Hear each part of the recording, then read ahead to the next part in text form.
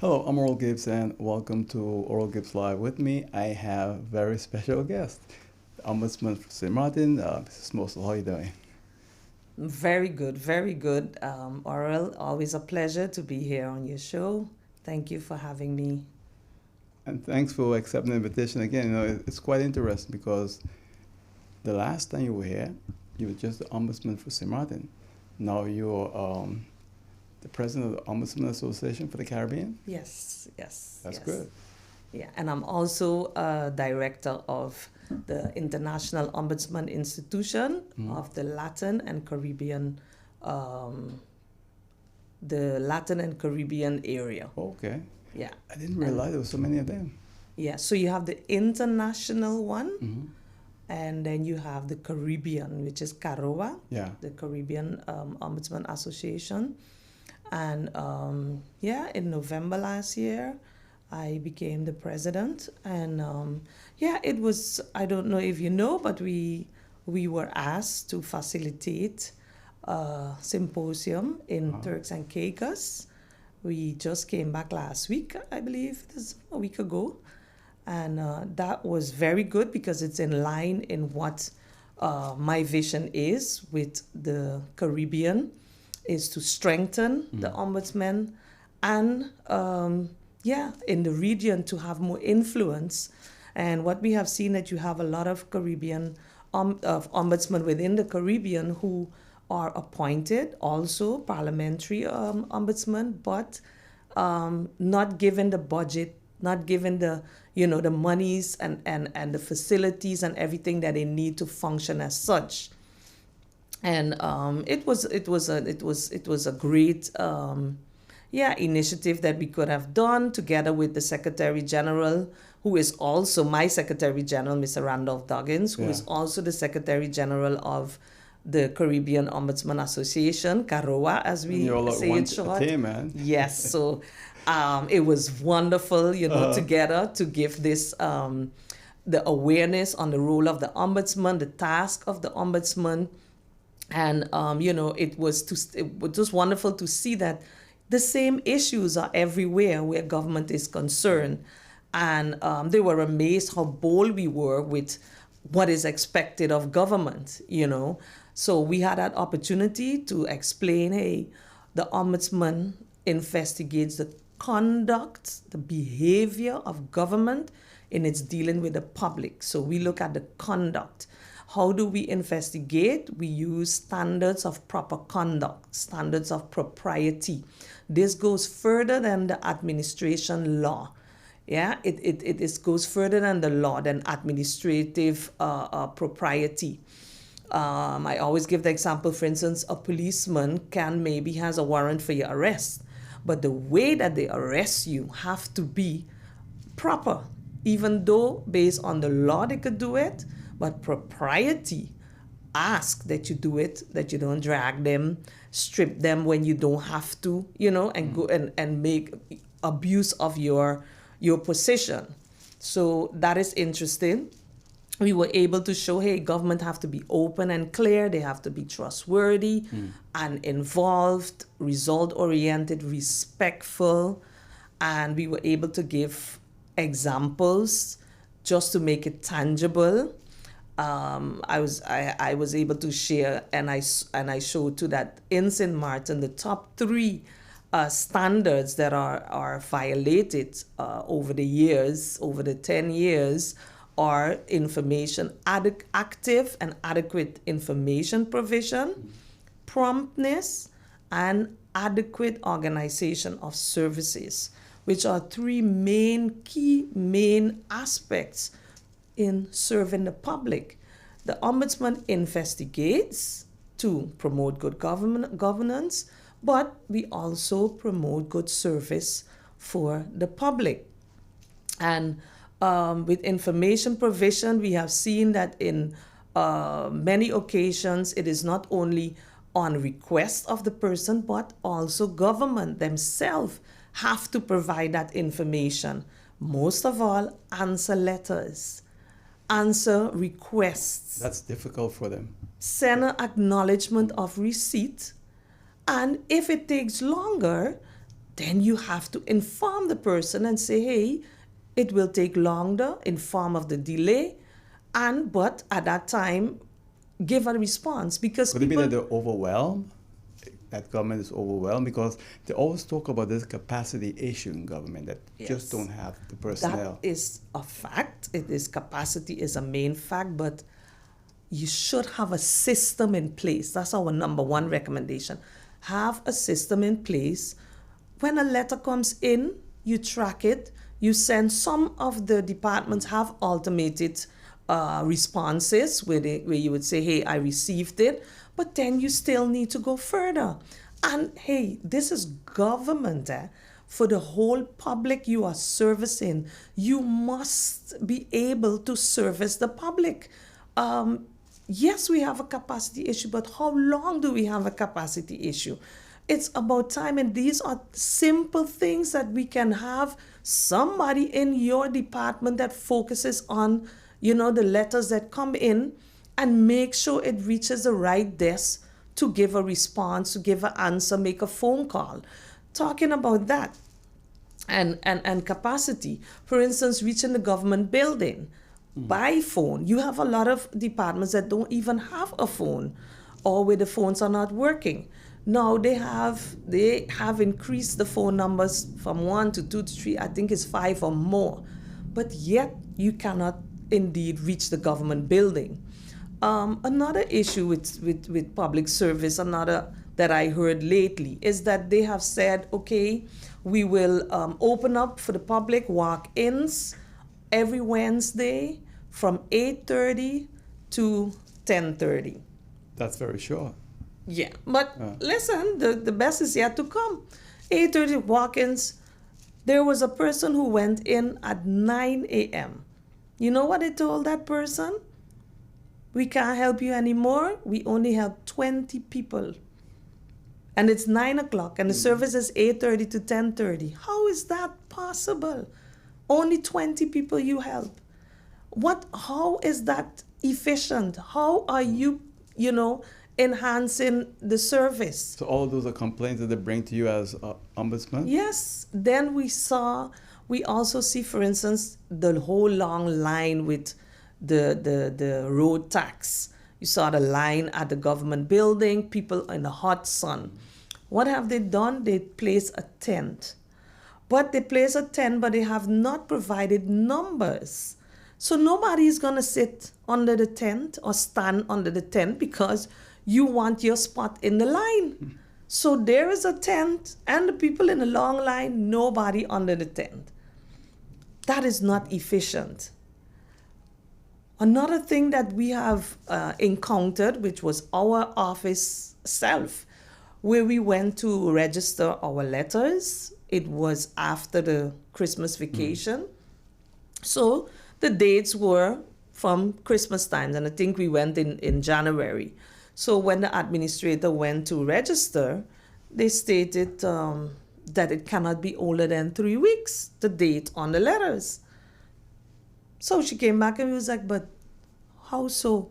Where is this stipulated? What is the law? Where's the policy on that? And why is that? Because they will stamp your letter. And the date that they stamp is the date that you gave it in. And that is the date that counts. In court, that is the day that I cannot change my letter date and the date that I signed a report. So we informed and we inquired, we asked, how is this, based on what? Was it corrected or they just left it like that? Well, they admit that it's not based on the law and they just want to have it that it is more closer to the date. And, we explained it that the date is the date that you stamp, and whether it is 3 weeks, 4 weeks, 5 weeks, months. I mean, look at our postal services. That's hard. So if a letter come way back, you're not going to take it?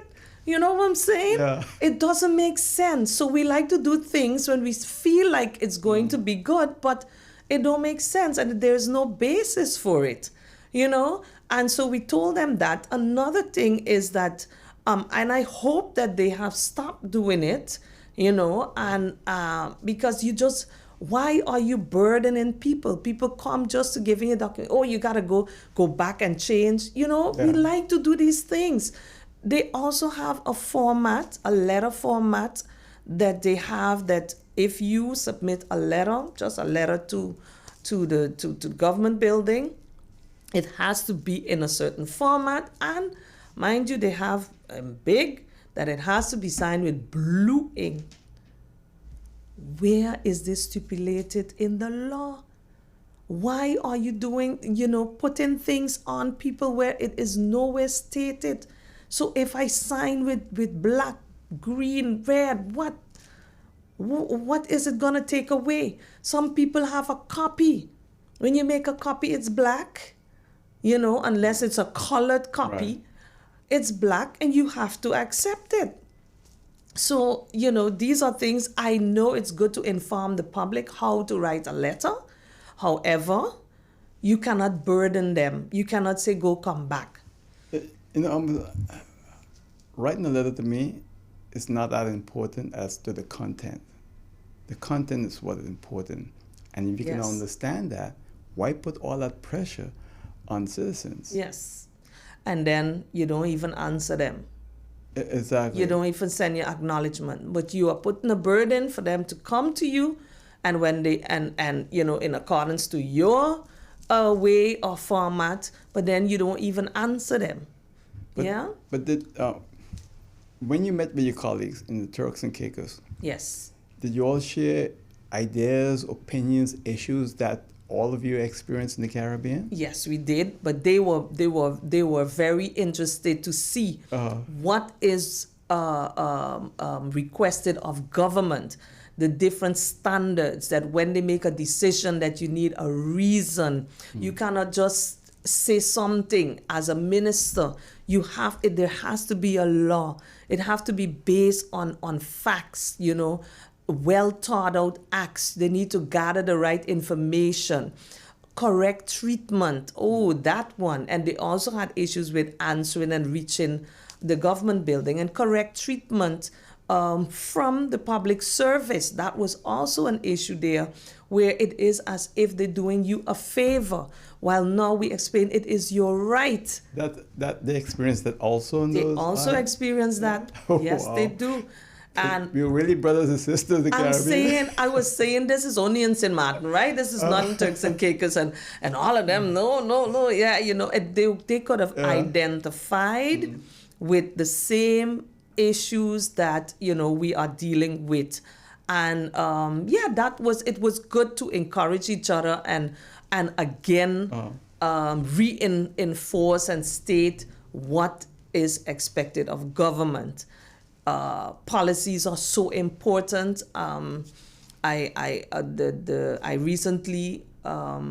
Recently I have been asking, for instance, the minister of FASA and the Minister of Justice for their policy guiding their pilot project. There is a pilot project ongoing. For how long it will be? It's supposed to be 6 months from January. It was supposed to start in October, November, but then it was delayed. It started in January, and it's supposed to be for 6 months, where the employers get the opportunity to legalize a position of their employees who have been working with them for 5 years, living and working with them for 5 years. Isn't that what it always was, that employers could request that? No, but this is those that are undocumented, that have been working undocumented. So employers who have not been signing for their employers. So in effect, they've been breaking the law, actually. That is exactly it. So they people are working illegally. People are not receiving SFV. They're maybe not receiving the right amount of salary and everything that comes with it. I have requested the policy guiding this project, and I have not received it. You have not received it? No, I sent a letter of concern, and then they sent a draft, but it does not have the policy, which is the guidelines to explain how you are, how you can apply, what do you need per category to make it clear. For instance, they also stated that, if you, because after the COVID, people lost their jobs, so it probably didn't work 5 years for the same employer.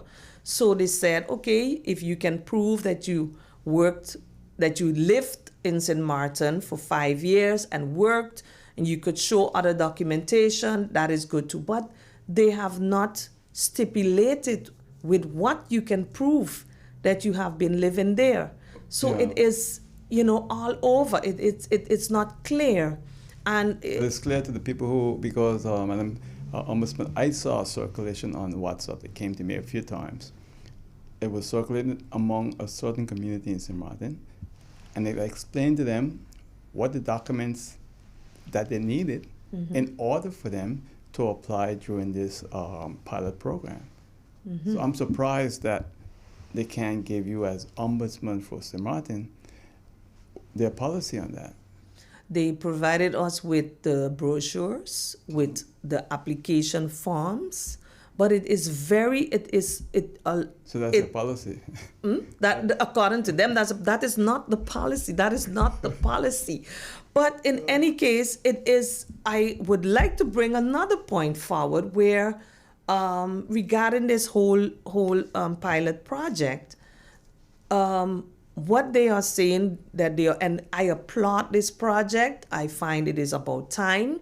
I find that employers have been getting away with not signing for people who work for them, and the reason why they said is because the time frame, it takes too long to do that. For me, then you should change your law. The pilot project is not going to change things, because when you want to do the extension now again, you're going to have the same law in place, right? But my thing is, I don't know how successful this pilot project will be if these employers have not signed for 5, 10, even more years for their employees. Why? What would be the incentive for them to do it now? It will only cost them. They're not getting any fines. They are saying, after the pilot project, they're going to be fines. There is a lady that was on the radio, and she also came to the office of the Ombudsman, where she stated that she's working 5 years or more for the same employer. She went to the Labor Department and told them, I worked for this person for 5 years. They refused to sign for me. The Labor Department informed that person that they can't do anything. It is the employer's choice if they want to do it or not. But this person is working there, is still working there. Even now during this pilot program? That's right. So what are you saying as government? What are you saying? You are endorsing what is happening. But you're rewarding employers who violate the law. You have a role to play in this. You had to, one time, go to this employer. Yes, they and the thing is, they are giving it to the employers have to decide if they want to do it or not. I believe they should have put a fine and tell them to make sure that they sign. There's too much abuse of employees, laborers who have been working for less than, for years, not regulated, and now you are telling them you can't do anything? So I'm asking myself, what are we busy with? What is it that we really want? Do we really want to deal with this situation where we all know that we have a lot of undocumented people here on the island working hard, contributing to the society, but not in a way that they should, by regulating their status? And I understand if you want to have only a certain amount, or you have your choice. But if you are tolerating for them to be here and you are not fining the employers, then what are you creating? I have to ask you about, but let me just say this, that in case you've just joined us, this is Oral Gibbs Live on Hot 99.9 FM radio. My guest is Ombudsman St. Martin, and Mrs. Mossel, she's my guest here on Oral Gibbs Live on Hot 99.9 FM radio. So is this different than the Brooks Tower call that we had a few years back, and at one time people got arrested for that? Yes, indeed. It is different, and what I'm hearing is that they don't even want to hear the word Brooks Tower. They don't want to hear that. But the reason why it ended up that people got arrested and things did not go according to, is because they did not follow the policies and the procedures that were in place. There was a policy at that time, clear guidelines, who can apply, what do you need. So it was clear if you would get it or not. But what happened is that they deviated from that policy, and that is when everything went haywire. So you come, you give me this, you give me that, it's okay, you will get it, those type of things. And that is what I am afraid of now as well. That's why I am asking for the policy, not only for the protection of not only for transparency for all, but it is also for government and the people, because government have to be able to say, hey, this is what I did. It has to be clear. And the people have to be able to object if they're not in agreement, So they can file an appeal and everything? Yes, that is how you have to do it. You can't just give some application forms and... But let me ask you this, because I assume that these employers who hired undocumented persons, that they're paying the wage taxes, that they're paying all the premiums for SZV. This should be conditional also in that whole thing. Yeah, but I don't know if all employers are doing that.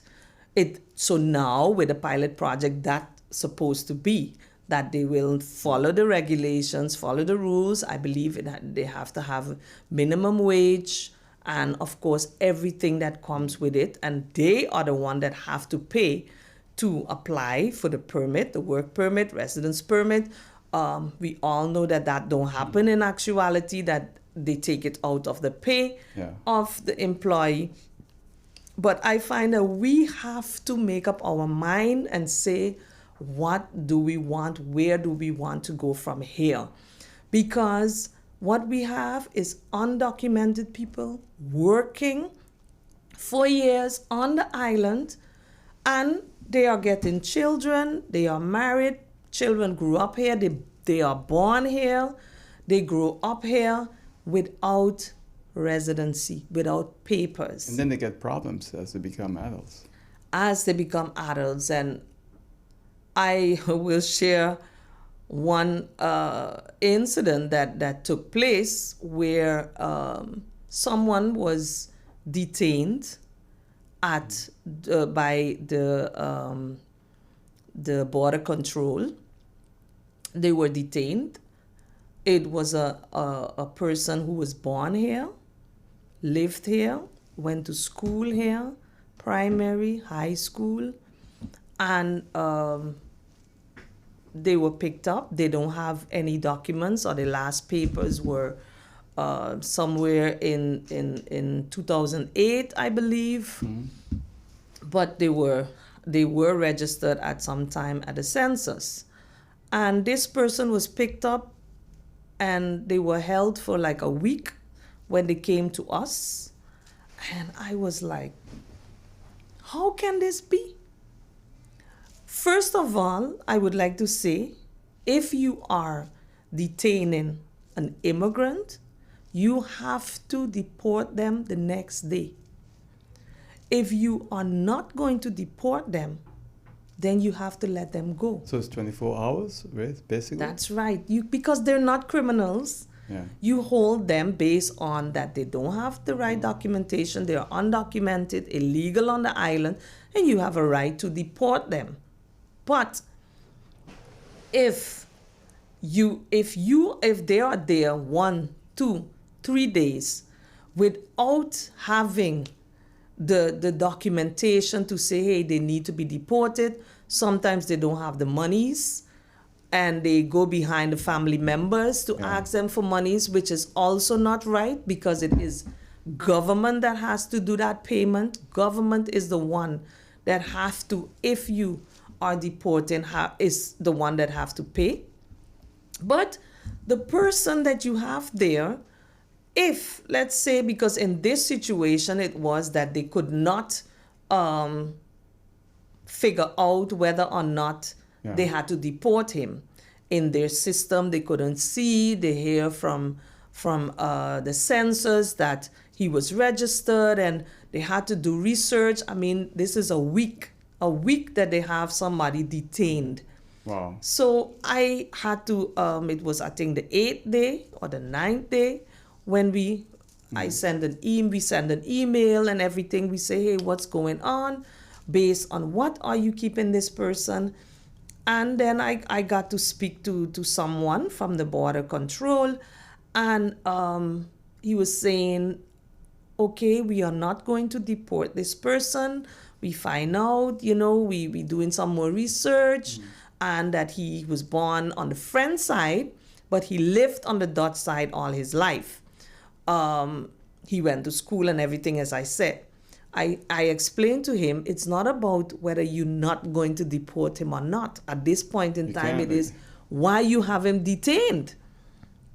I understand that you need to do your research, but then do a meldplicht, which is where he would have to come back every day to say, hey, I am still here while you're doing your research to see. I want to ask you to hold that thought, because I have to go to a break, and then I'll come back. We will continue on that, all right? Yes. In case you just joined us, you're watching or you're listening to Oral Gibbs Live with the Ombudsman on Hot 99.9 FM radio.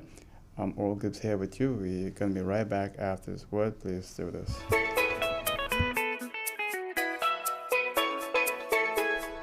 Hey, don't guess about your insurance. Be sure that you're covered. Like with your car. Like your home. Be sure to be covered in case of a fire, flood, hurricane, or some other natural disaster. And travel insurance, because you never know what could happen when you're on vacation. You could lose your passport, your luggage, or have an accident. So be sure that you're covered. Insure yourself fast and easy with Be Sure from the Windward Islands Bank Limited. Visit your preferred WIB branch, WIB Insurance Services, or BeSureStMartin.com. Get your Be Sure insurance at the Windward Islands Bank, your partners in progress. For real? Somebody came in here and steal my curtains? Well, it's a good thing I'm insured with Be Sure, because even the contents of my apartment are covered. Don't play guessing games with your insurance. Be sure. Are you be sure? Be sure.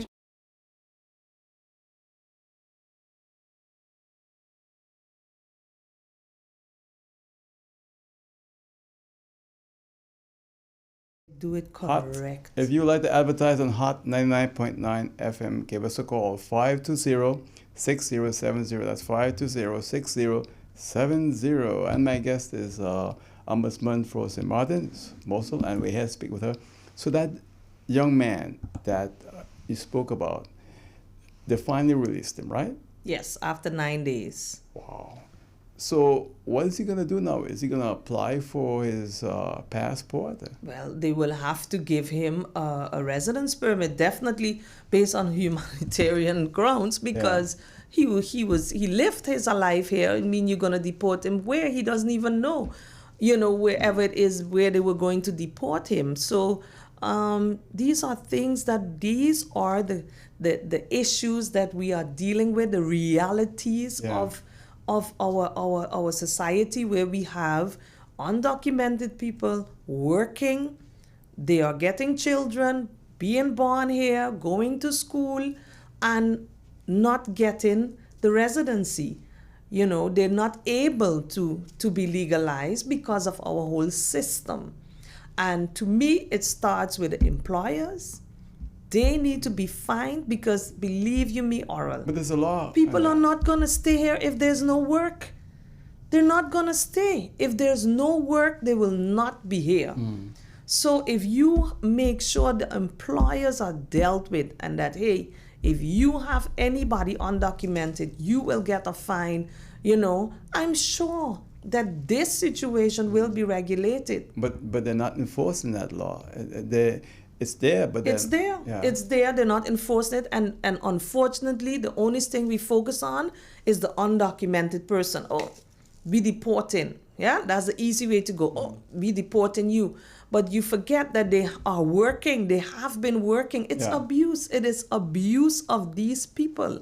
What you are doing, not paying the right salary, doing what you want, not allowing them to sign for their family members, that is something that we really have to pay attention to, because it involves all of us, and many of us have also, these people who help us, who work for us, who do all sort of odd jobs, have these people legalized. It seems like a lot of people like it the way it is right now, unfortunately.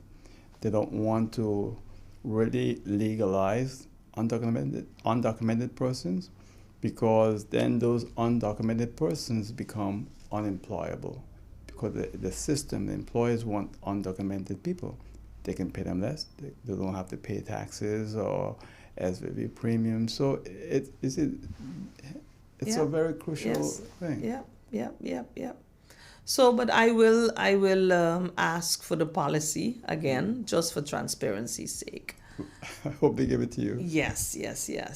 But saying that, when you met in Turks and Caicos with your colleagues, did they have this kind of issue too? Or is it just unique to St. Martin? They do have, but they have a lot of expats, and they need a lot of labor. They need a lot of capacity, a lot of workers there. And so they have a lot of expats staying for 10, 15 years, a lot of Jamaicans. They have Haitians, and but they have people from, they also have from the Dominican Republic, but they have Canadians, they have Americans who are expats. Yeah. We met an expat teacher from Jamaica who works there for 10 years now.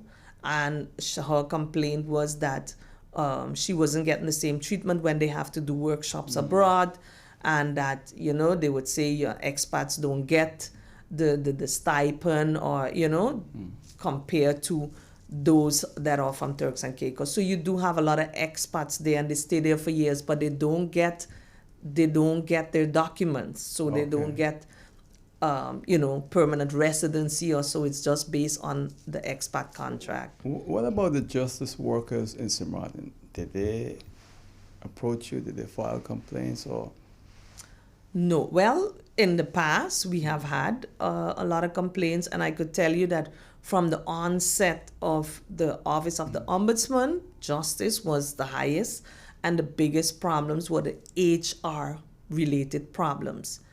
The step from Netherlands Antilles to country St. Martin, we didn't have no Ministry of Justice, and it was very difficult. That had to be done from scratch. All the function books and the changes that came into play, and actually that had to be dealt with. It is something that is over years, awaiting to put people in the right scales. And every time saying that, hey, we can't do nothing because there's no function book, it make things even worse. And things got out of hand. We have seen many complaints of persons just being moved to other positions without the right scale, without, the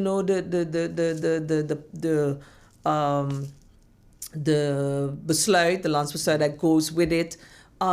We have had issues too with police that used to get the subsidy for housing, because they used to have a lot of police came from Curacao to work here, and they used to subsidize their housing. That was a great issue because they could not afford it anymore. So they had to phase it out, but you still had to deal with those that were there. All those complaints we had regarding HR. Up to now, we don't really have concern in this. We do hear concerns, and rightfully so, because they have been waiting a long time. One police officer did approach and say, "Hey, I have the same salary since 10, nothing changed. I'm struggling to buy my groceries." You see, here and there also that you have officers or people who work at the prison who are falling into situations where they should not, because they're trying to make ends meet. I am not saying that what they're doing is right, but these are these are circumstances that work together that have people doing these things. So, and it is an issue. The police have they have their rights, to stand on what is necessary, but it is a trajectory that is from 10 up to now that need to be fixed. So of all the ministries, which one you receive the most complaints as ombudsman? You mean over the years? It is between the Ministry of Justice and the Ministry of Romy, and that has been up to now. It was always a Ministry of Justice first, then the Ministry of Romy took over. Now it's both of them, and I must say this year it is the Ministry of Justice. We are having quite some complaints with KPSM, I need to say. And as you know, we have started our own motion investigation, a systemic investigation into KPN's procedures regarding the confiscation of vehicles. That's quite an issue there. That is a serious issue.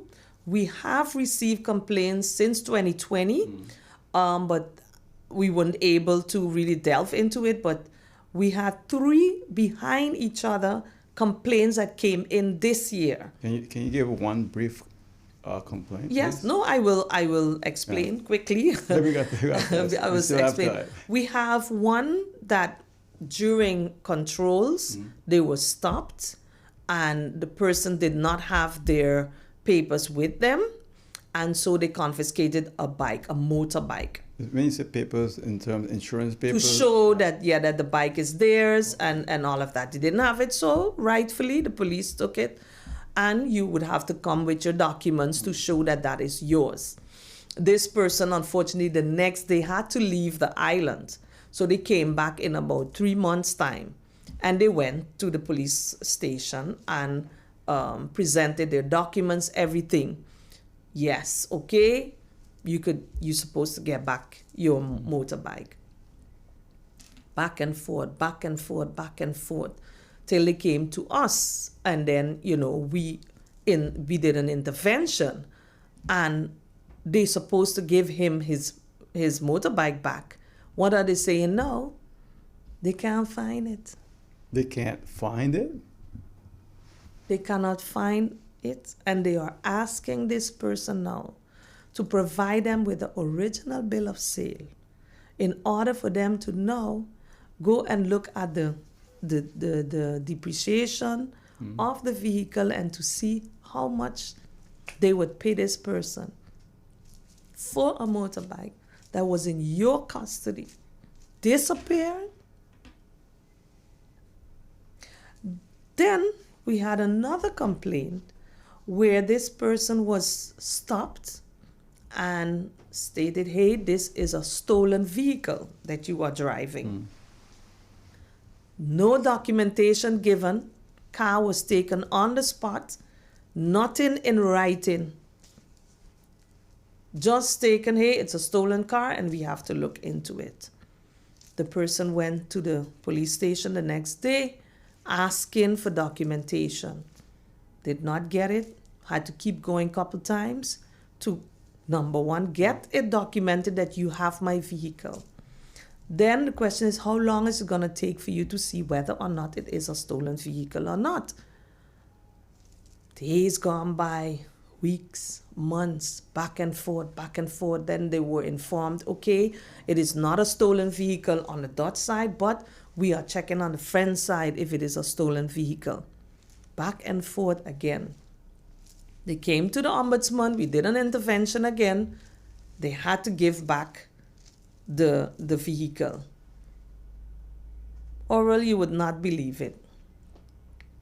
Number one, they can't find the key that has the alarm system on it, to open the car.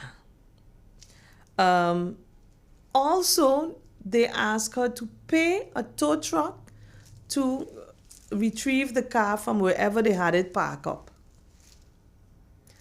This is about 2 months after. Up to today, so she got back her vehicle, no key. Up to today, she is waiting for the key. And don't talk about the back and forth. Then we had another. Wow. And all this is happening in St. Martin. Yes. The land of laws and rules.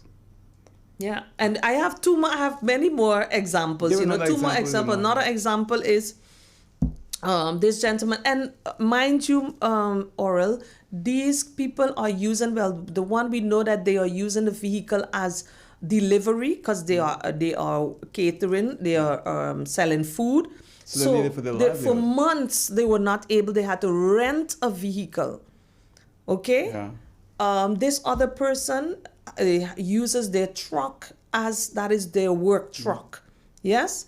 That truck was also confiscated. I can't really remember what the reason was for that, but he did provide and showed all his documentations that is his. I think they also thought it was stolen, that was his vehicle and everything. Back and forth, and then he said, hey, he wants to file a complaint with them. They told him, because this person is from the French side, told him, no, people from the French side can't file a complaint. And eventually they end up by us, which we did an intervention again. And after months, I think this was 3 months or 4 months, they got back their truck. But all that time, they could not do their work. So that was their livelihood. So what recourse they have? Can they go to court with government? Yes, they can. They can. And, yes, the police have to do their job. And if it's a stolen vehicle, etc. But you have policies, processes in place, not more than 2-3 days that you can hold somebody's vehicle based on that. And the minute somebody comes to show you that they have documentation, you have to release it. How is it that you can't find it? Where do you store it? How is your administration then? It is not in order, it's not in place.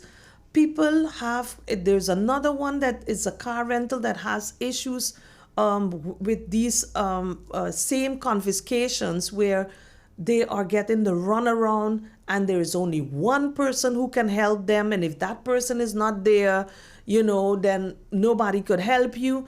They came back to us sometime here where now they are told that this person is on vacation. So how long is this person on vacation for? And as I was telling you, adequate organization of services. You cannot tell people go come back because the person who's helping you is not there. You cannot say, hey, I'm not seeing you in the system, or apply again, or come again. That is not adequate service. It has to be effective, efficient. If somebody is sick or somebody on vacation, somebody else have to be able to help. What if that police officer pass away now? Who's gonna be the one to take over? Burdening the people. So that is an ongoing own motion investigation that we have.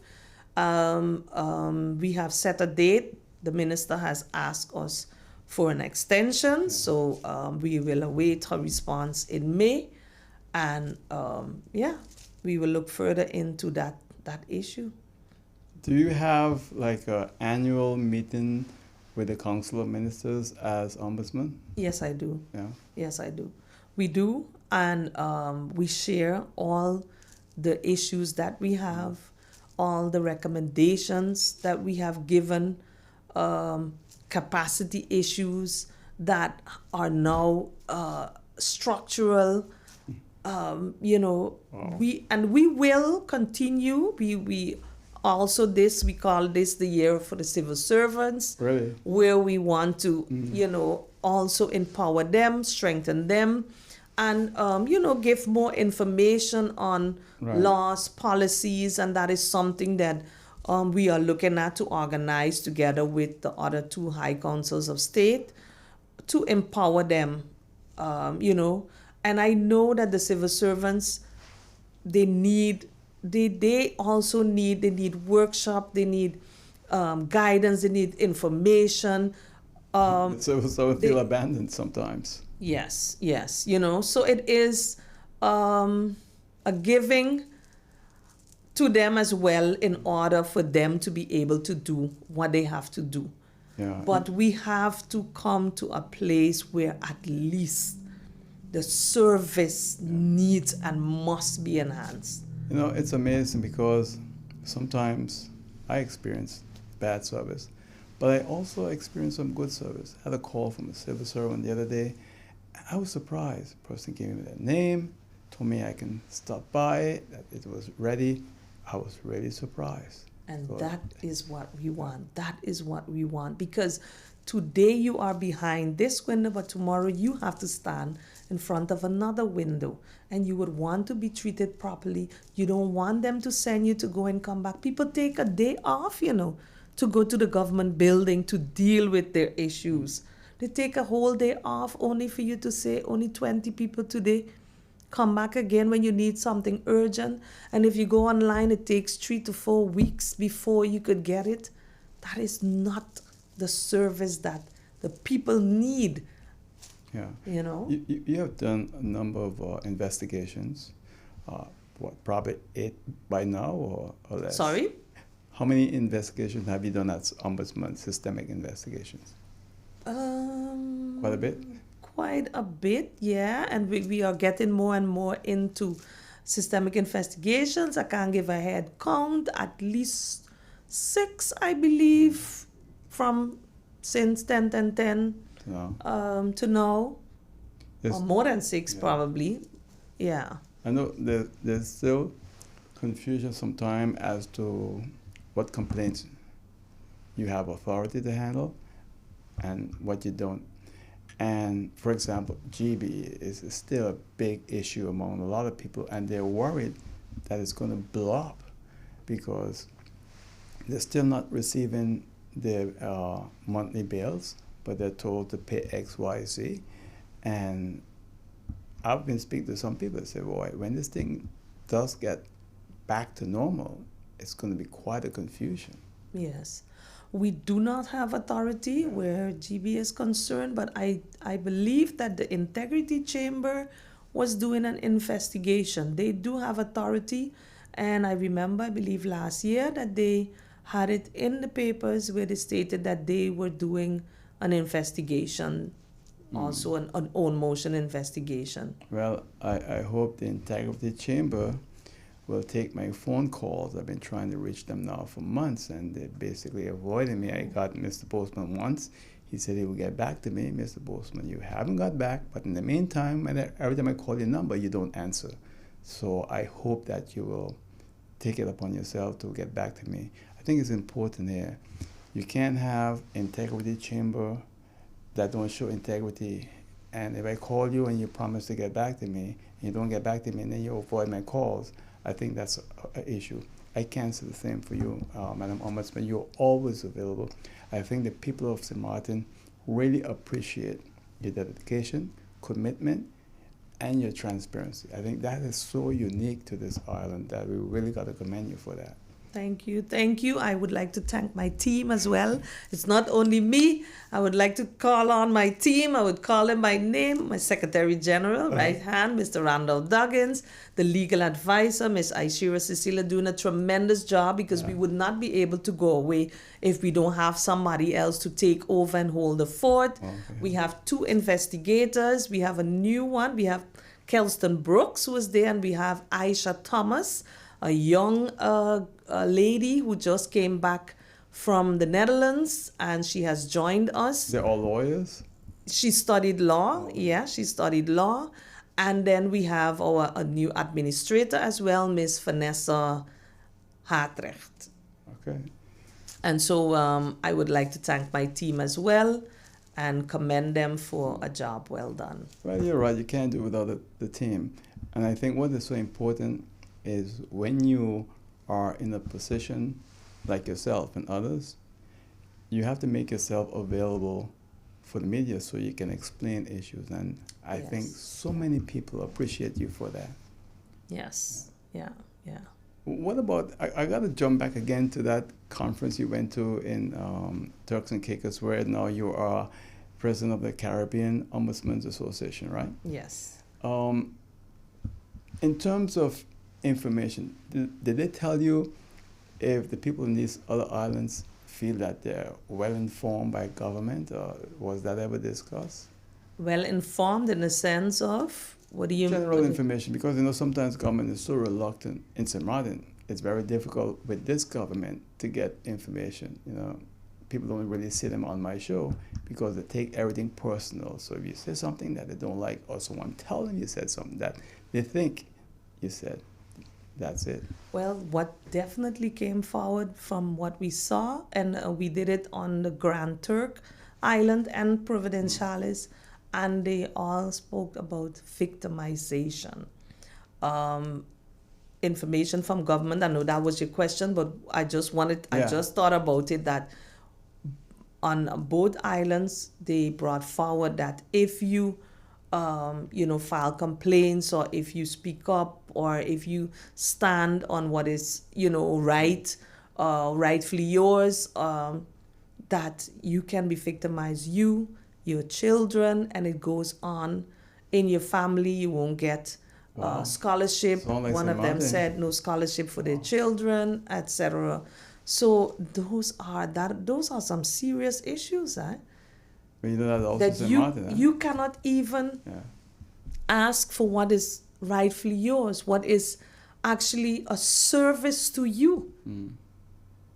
And imagine that if they won't give my children a scholarship, or they won't give me a building permit, or whatever, that is what is happening if you are speaking out or saying, hey, what is expected of government, or if you really go for what is rightfully yours, or if you're not in the right position. They also have that issue there, that they're not getting paid according to what the work is that they are doing. It's really, we are Caribbean. It was good to see that we are kind of having the same issues. You could identify with each other and strengthen each other, in those aspects. So you all meet once a year? Yes, every 2 years, but during the year we have webinars, we come together, we have, we share best practices.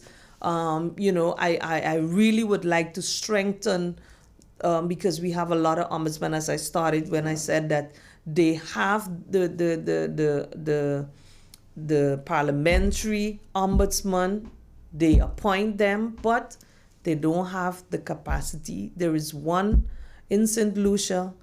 She is the only one, and one worker with her. One worker? Yes. And St. Lucia is much bigger than St. Martin. Yes. And so, we also tried in that aspect to try to facilitate, to help, but there are other islands that they are also struggling with capacity, with the right budget to also be able to take part, when we come together. Well, it's always a pleasure having me here speaking with you about your work, and I have about 40 seconds remaining. Anything else you'd like to add? Well, I am thankful and grateful for the opportunity as Ombudsman of St. Martin to do the work that I was appointed to do, and I will continue to do so. I would like to ask persons who are experiencing issues with confiscation of their vehicle, Right. while they have shown that they have the right documentations or they're not getting in writing that, the police has confiscated, we would like to hear your concerns on that. And also persons with the pilot project, if there are others, who are trying for their employer to sign for them, but they decide not to. Those situations, is good to hear them out and to see what is going on regarding those aspects, those topics. So the pilot project, which has to do with employers having to apply for workers that are having their employment for more than 5 years, right? Yes. And then the other one has to do with the confiscation of vehicles. So Yes. they can always contact your office. Yes. You have a number you want to share Feel with us? free to contact 542-1250, I believe. But anyway, I know I had that same problem with my number. Don't worry. Yeah, I don't call the number. But we are at the Camille Richardson Street, number 13, the police road. Feel free to step by to come in and visit us. All right. Again, thank you. I want to wish you much success.